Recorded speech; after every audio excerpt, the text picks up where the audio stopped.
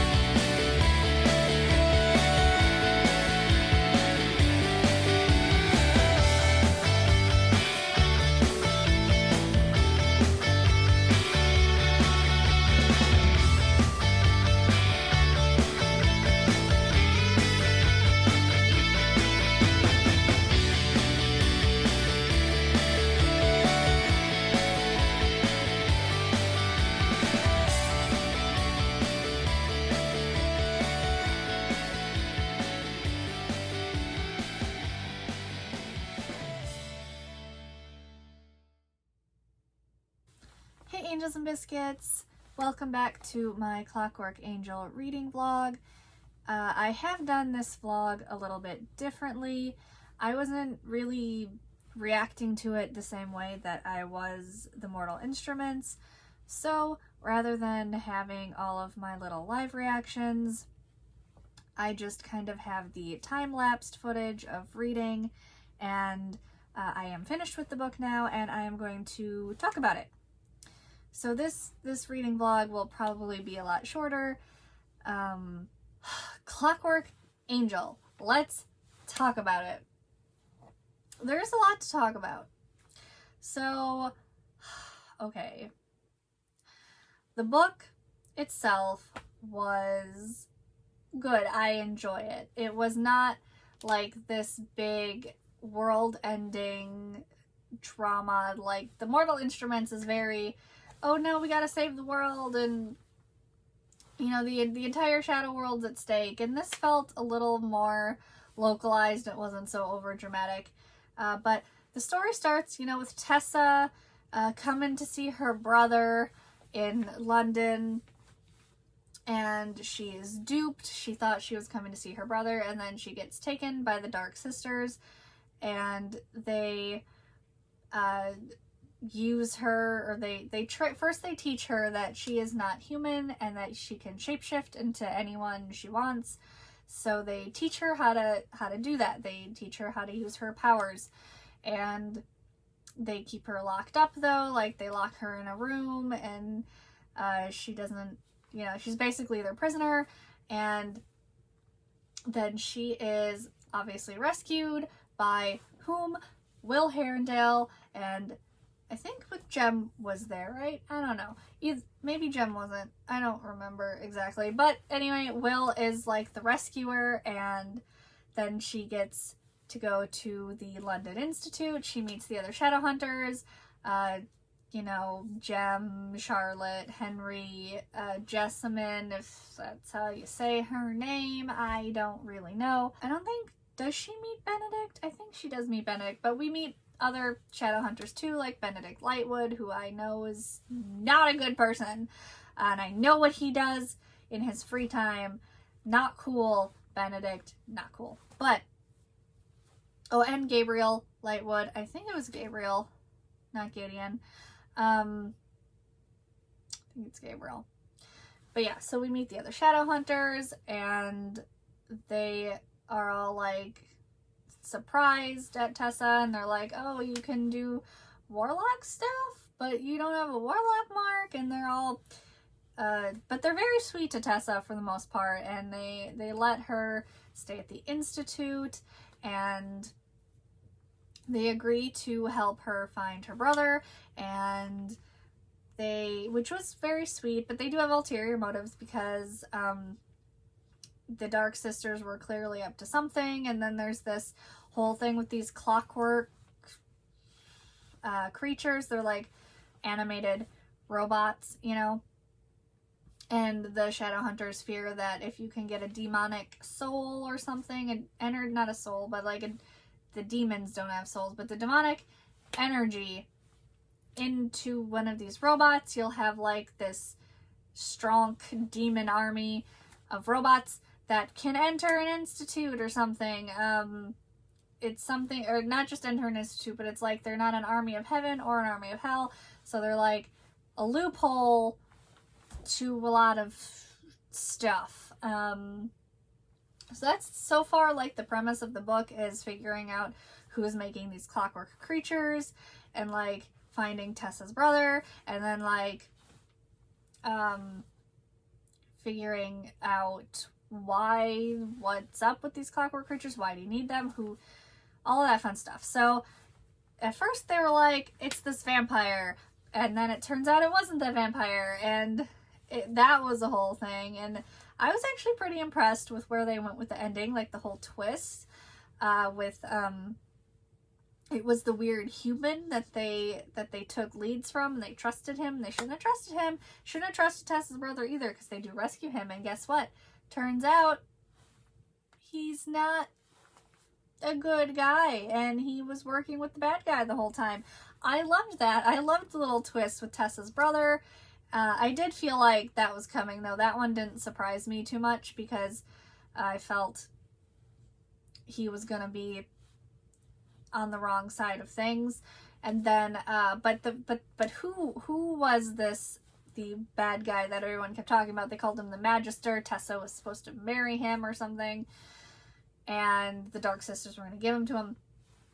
And that turned out to be the little human that Charlotte and Henry just trusted, and they didn't think he could be the bad guy, probably because he was a mundane, and mundanes aren't evil like that, or they couldn't possibly dupe the Shadow World. But then here is Mortman duping the Shadow World, and I was there for that. I was totally there for that.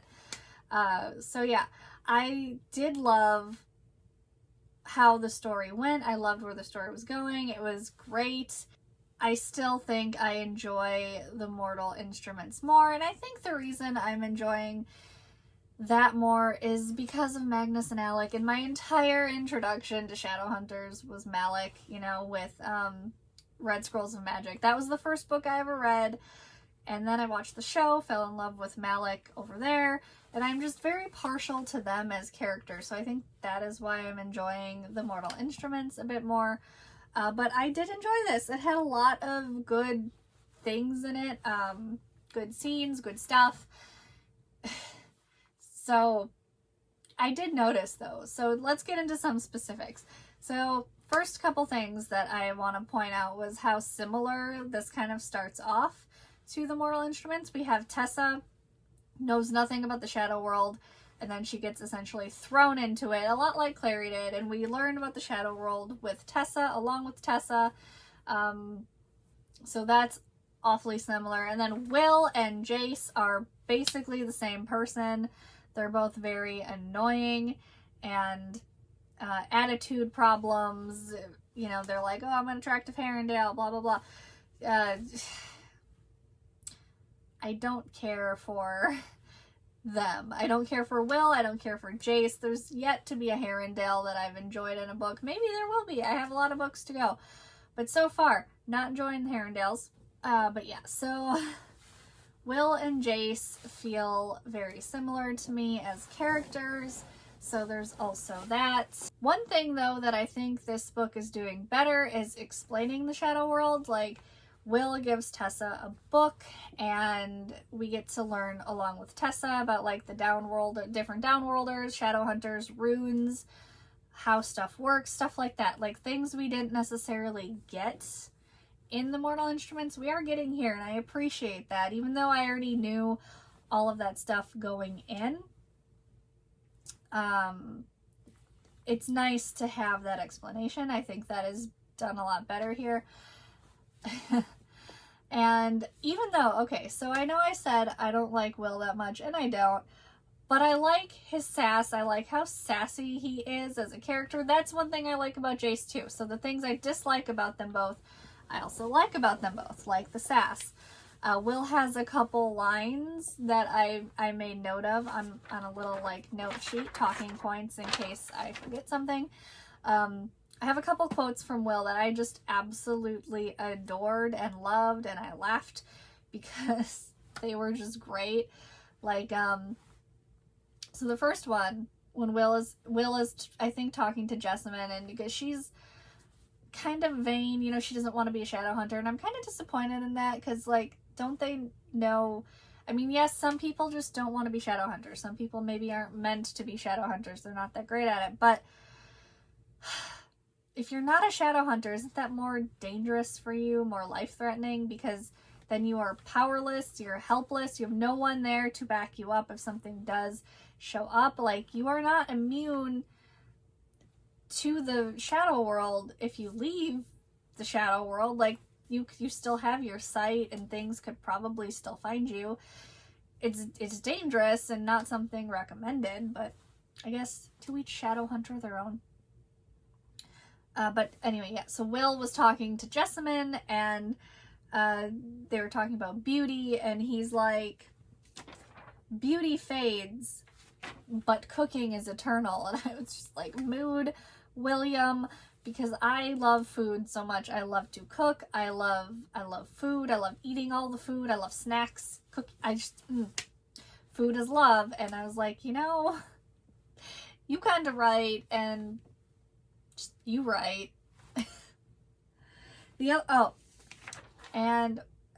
So one of the other ones was Will made a joke, and I loved it. He essentially made, I guess our invitations must have gotten lost in the mail joke, except, you know, 1800s British version, and I just loved it. I loved that line. So what he says is, perhaps our invitations went astray in the post. And I'm like, that's so great. Perhaps our invitations went astray in the post. Like, thank you, Will. That was a wonderful joke, and I appreciated it, and I was here for it, and I love his humor. And I think the last thing I have on there about Will, oh yeah, the last thing that I made note of, I think that Will said that I really loved, was about ducks. Because I know I said I'm not a Herondale fan, but if I was a shadow hunter, I would 100% be a Herondale, and this is why. Because I 100% agree that ducks are little demons. They're evil. I don't like them. They're... So, quick story time. Back when I lived across from a river that had parks and there was hordes of ducks, I don't know if I was coming home from like high school or college, but either way, I was coming home from school of some sort, and I parked, you know, where I normally park at my home, and then the ducks just came and surrounded my car, like with the hungriest little eyes and the evilest, hungriest quacks, like they wanted to consume my soul. I don't know, but they surrounded me, and I did not leave my car until they left, because they had hungry little eyes, and I do not trust them. And what Will says here is 100% true. He calls them bloodthirsty little beasts. Never trust a duck. 100% agree, William Herondale. Never trust a duck. Like, just no, don't do it. I don't do it. I won't do it. I don't trust them. I know, wrong cosplay for that, but... Okay, so that, I think, brings us to talking about the characters a little bit. So I've made my opinion of Will pretty clear, I think, so far. But let's start with Tessa, because Tessa is, like, the main character. I don't dislike her. I mean, I wasn't thrilled with her in the beginning, but as we get farther in, you know, I do enjoy Tessa. She's okay. I like her. I wouldn't say she's my favorite, but I do relate to her a little bit. Like, she loves to read, she loves books, you know, that is a whole mood, and I totally agree with her that reading is wonderful. So she's okay. I think sometimes my issues with her are because she's so young. A lot of my issues with this series, Shadowhunters Chronicles as a whole, is how young the characters are. Like, I am not that young anymore, so sometimes it's hard to relate to them because there's just that, like, disconnect, I guess. I don't know. But Tessa's younger, I think. Where is she around? No, Clary was like 15, so they're close enough to the same age, so I guess that doesn't matter. Yeah, so Tessa, I think, is okay. She's not my favorite, but I don't dislike her. Jessamine's really the only one I think I dislike outside of, you know, Benedict or Gabriel Lightwood, who I think we're meant to kind of dislike in this book. Like, they don't come across as good. They're argumentative. Like, Gabriel and Will are picking fights with each other. But yeah, so Tessa's fine. Jem, also, I was a little hesitant on at first. Like, he wasn't my favorite. I was like, oh, he's okay. We didn't see a lot of him in the beginning of the book, so it was just like, yeah, whatever, I guess. Jem's okay. And then as we get farther in, I'm like, oh, well, actually, I kind of like him.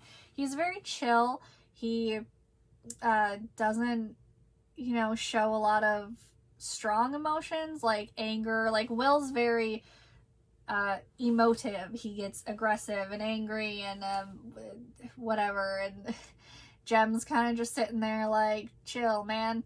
I know Jem has been through a lot. Maybe that's why his demeanor is different, why he's a little bit more reserved or chill.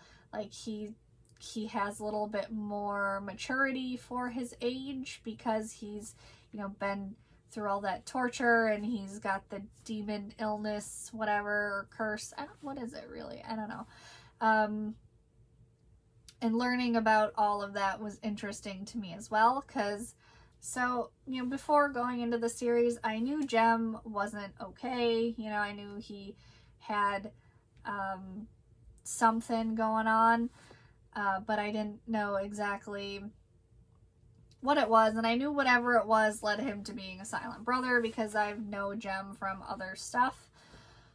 But, like, reading about it and seeing Jem talk about it, it was like, oh, like, that was a lot for a kid to go through. And then it was also interesting for me to learn that, because he talks about how the the demon blood or poison, whatever demonic thing is inside him that's killing him. He is using Yin-Fen to keep himself alive and fighting as a Shadowhunter. And my experience with Yin-Fen so far has only been the show, which they changed what Yin-Fen was. So the books, it's a lot different and a lot deadlier. I kind of like that in it, but it was a bit of a shock, and I was like, oh my gosh, wow, okay. But that was neat. I liked that, and rather than dying quickly from whatever the demon did to him, he's dying slowly from the Yin-Fen, and I don't know if that's why Will is acting out the way he is, because, you know, him and Jem are parabatized, so if he loses Jem, it's going to be a huge loss to Will. You know, it's like a part of him is dying with Jem, and I don't know if he's planning on doing something stupid after and reckless after Jem dies. I don't know how long he essentially has at the moment, but I know it's not, things don't look great for Jem, and I know things don't go great for him, or he wouldn't end up a silent brother. But like, I don't know if what Will's got going on in his brain, because he's got something going on, why he has such an attitude problem. But Jem did grow on me, and he's the one that saves Church, who is one of my favorite characters of all time from this series. I love Church, the cat. He is just a mood in and of itself.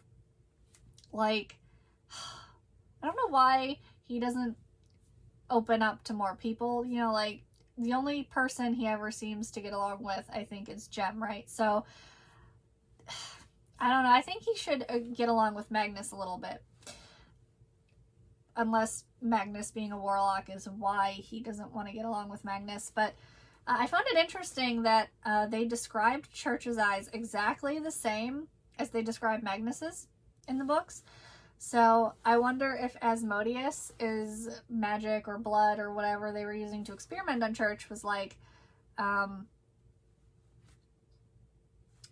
if that's why his eyes look that way, if it was Asmodeus is whatever. And that would be interesting if it was.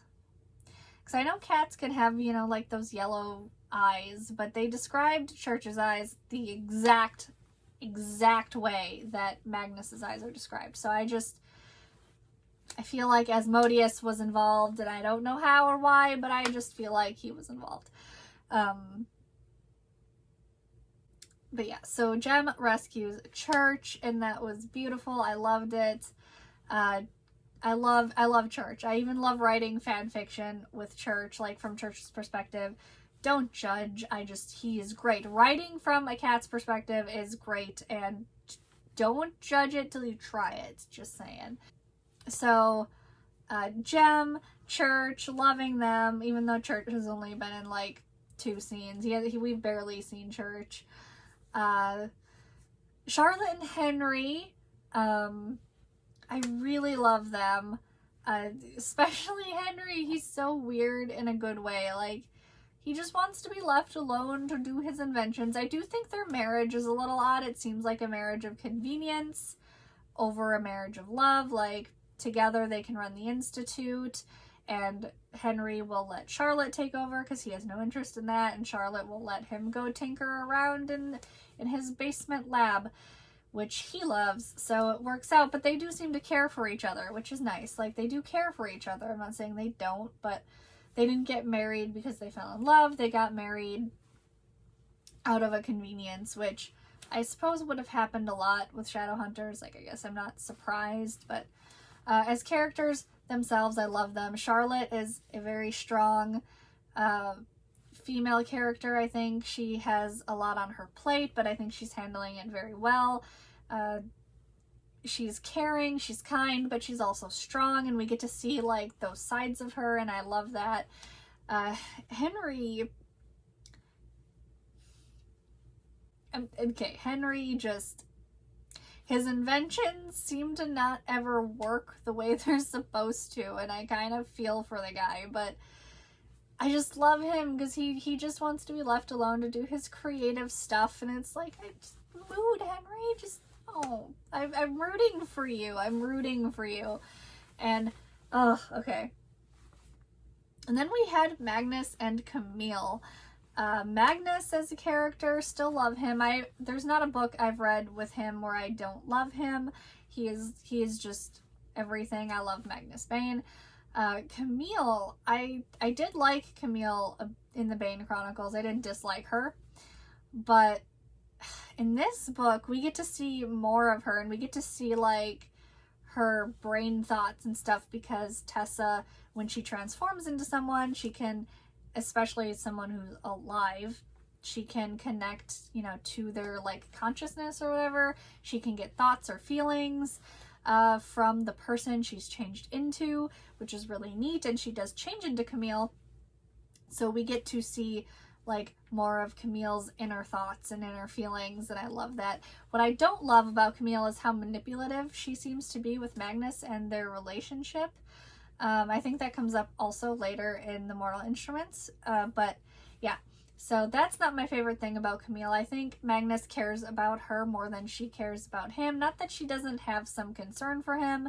I think that did come out in the Bane Chronicles a little bit, like that she does care, but not in the same way that Magnus does. And Magnus, though, is also a lot sassier in this book. I've noticed that about him in the earlier books. Like, the farther back we go, the sassier he is, and the farther forward we go, the chiller he gets. And that makes me wonder if that's because of his relationship with Alec, because he's at his most chill in, like, in the books that I've read in Lost Book of the White. And that is when, you know, him and Alec are living together. They have baby Max, and he's at his most chill. The sass has been toned down. But the farther back you go, the farther away from Alec, the sassier he gets. And he does seem to be at his least sassy when he's in a caring, loving relationship. Like when he was with Imasu, in the Bane Chronicles, when we saw the story when he was in Peru and with Imasu, he was also a lot less snarky and sassy. But then I think the sass comes in as time went on, and he got a little jaded. And then with Alec, he stays kind of jaded for a while. I mean, especially early in the relationship and while they're still figuring things out, and after they have a few rough patches, and then things start to take like a mellow turn for Magnus. Like, he's pretty chill with him in the not Bane Chronicles, and the Red Scrolls of Magic, he's not quite so sassy. He does have his sass, but when he's with Alec and they're happy and they're alone, you know, not even just alone, but if they're just together and they're not fighting, you know, it's not a big fight, Magnus is going to be chill, like for him, like Magnus chill. And I kind of like that, because that's kind of showing that, you know, when he's happy, when he's with someone he loves, like, you know, he's not this rough, he's not so rough and jaded, and I think that's just sweet. I don't know, me rambling about Magnus. Anyway, Tessa's brother Nate, like I said, I was not surprised that he was a traitor. Mortman I was shocked about him. Like, that one I didn't see coming. I saw Nate coming. I guessed early on he was gonna not be on the side of good, because, I don't know, storytelling. It seemed to make sense that he would be the bad guy, like, or part of the bad guy plan. But I did not. I did not predict Mortman. That was a twist that got me, and I liked that.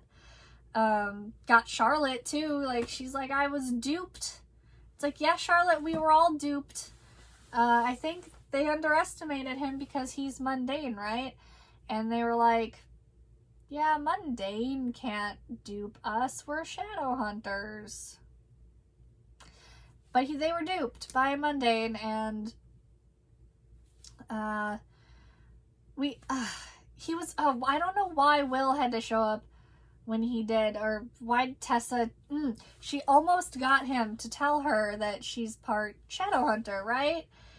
And then she didn't, like, it didn't happen. Like, when do we find that out? When do we find out Tessa's Shadowhunter and demon-blooded? Like, when, I don't know. And okay. Characters, I am enjoying them. I can't wait to continue with them.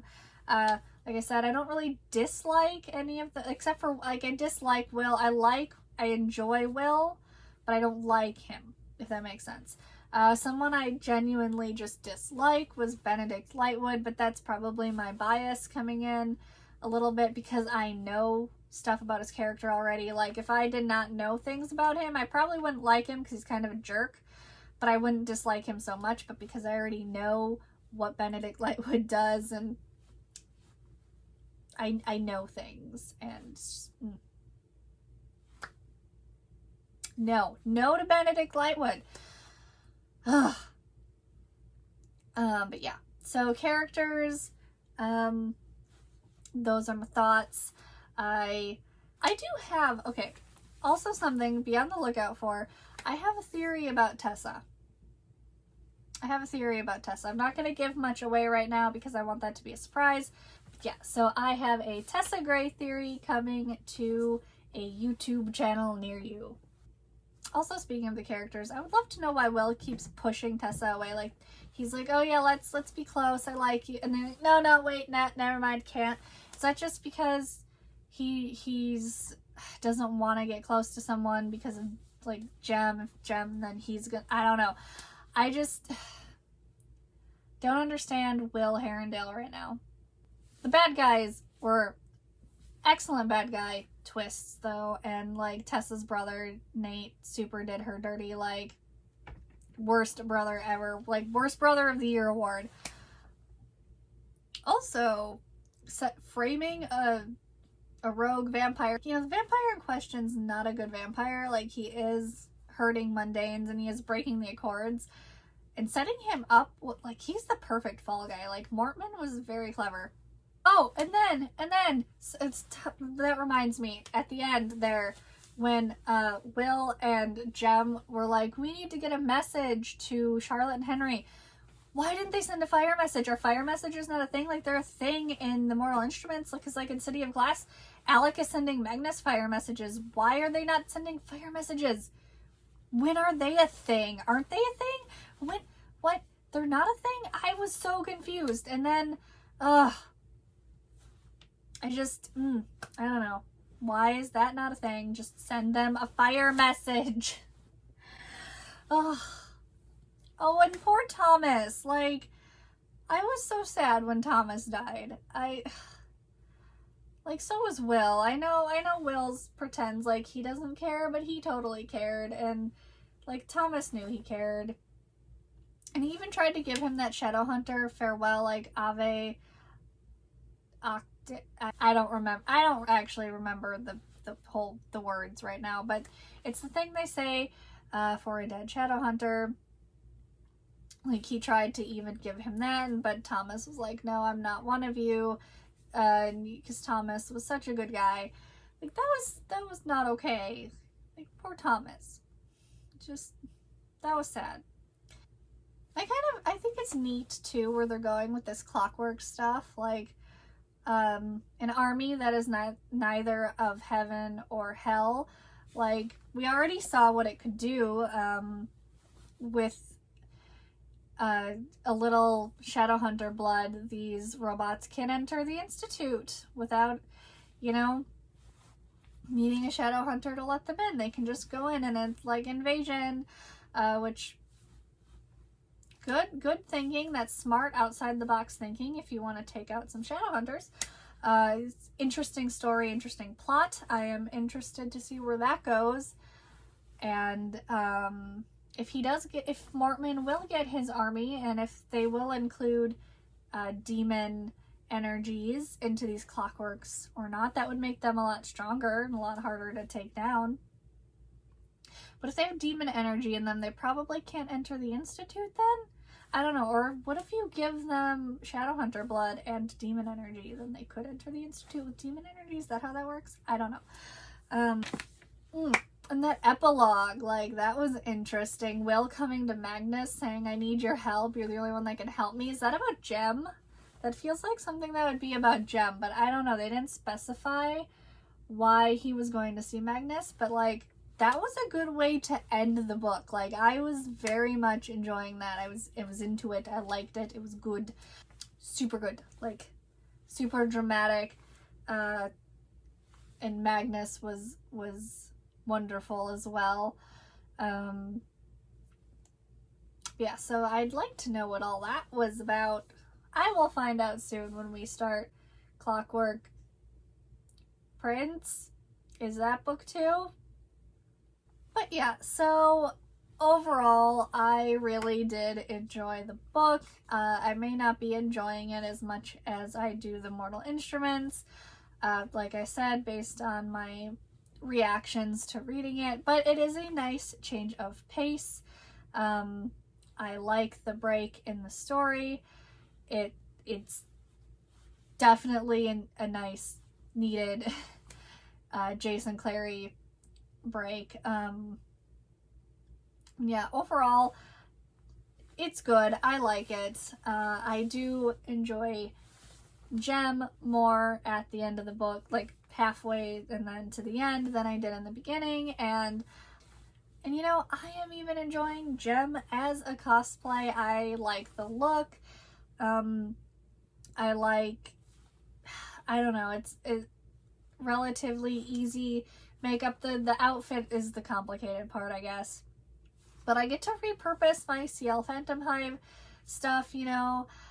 Maybe that's why I enjoy the look, because it kind of reminds me of CL's look, because I am using his, a lot of his pieces, like the shirt, a vest, not the shirt, but the vest and the jacket, which is over here somewhere. But have the jacket and the walking stick, and it's just, I don't know. I get maybe that's part of it too, but I like it. I would do Jem for like skits and stuff, so maybe not till after I read at least book 2 so I can get more of a feel for his character, but I definitely am not opposed to including him in some skits, maybe doing some Shadow Family skits with Jem and Magnus, or Jem and, I don't know, someone else from maybe Will. Maybe I could try a Will. Jem and Will would probably be the most fun combination because they're parabatai and they're close, and you know, that whole fun thing, but that would also involve cosplaying Will, and do I want to? I probably could. But yeah, so I do want to maybe include Jem in some skits in the future. Also coming soon are some Camille TikToks, because I recently won a wig and I'm going to use it for Isabel Lightwood and Camille Bellecourt. Camille. For Camille. And I think I really think it works great for Camille, and I did a couple TikToks, and those will be coming soon. I will post those on Instagram as well, so keep an eye out for that. But yeah, so I think that is all I really need to talk about for Clockwork Angel. So feel free to leave a like, a comment, and subscribe if you feel like it. I'd appreciate it. Also, if you've read The Infernal Devices, or just Clockwork Angel specifically, and you want to tell me your thoughts on it, who you like as characters, who you don't, you can leave that in the comments as well. I would love to hear other people's thoughts. So that is all for Clockwork Angel's reading vlog, and I will see you guys in Infernal Devices book 2, which I think is Clockwork Prince. But yeah, so I will see you guys in the next one.